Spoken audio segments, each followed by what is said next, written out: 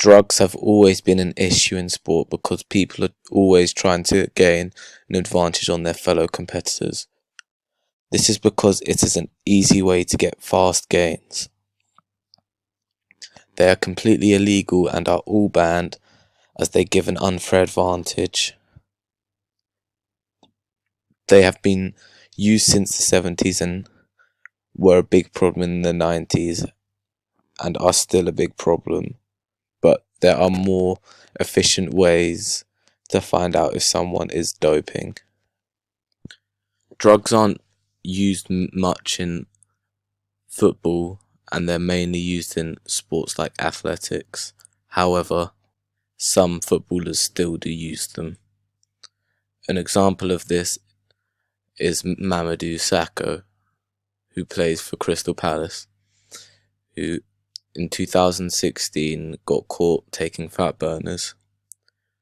This meant that he wouldn't have to work as hard as his fellow teammates or anyone who is a professional footballer, as he wouldn't gain as much weight and he could eat what he'd like and wouldn't have to spend as much time in the gym training.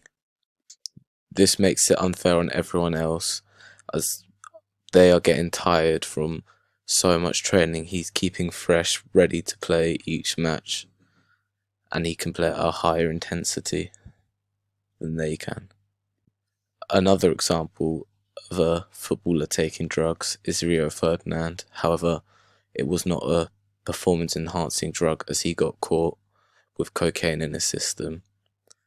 However, this still resulted in a 6-month ban because it shows a bad example to the youth, and if they see him doing it, they'll think it's okay because he's a professional footballer, so they can do it too.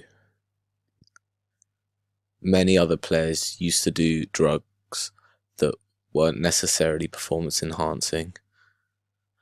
Another example is Maradona, who was well known for doing cocaine and being what you would call a party animal.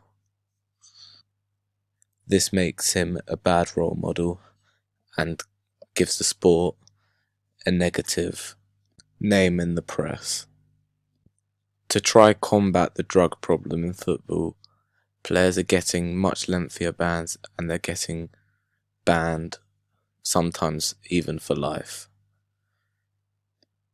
This makes it worth it for the players not to take drugs, as they know it will destroy their career and it will mean that they will have no way to make money. Players also often will lose sponsorship deals if they are caught on drugs. This mainly happens in athletics though, where the big brands like Nike and Adidas will tear up their contract.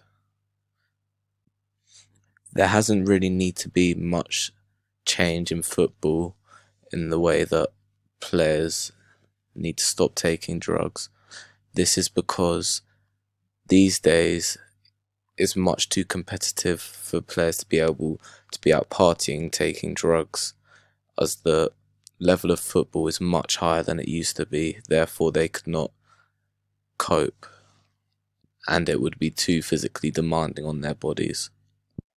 Also, there is not much point in a footballer taking a performance-enhancing drug, as the game of football is mostly a skill game, and even though it does rely on physical ability, a player can improve his skill easily instead of cheating and taking drugs. In the future, I think that they should keep up the anti-drug awareness and make sure that they do not go soft on drug takers and that they carry out the same bans that they have been carrying out in the past and now.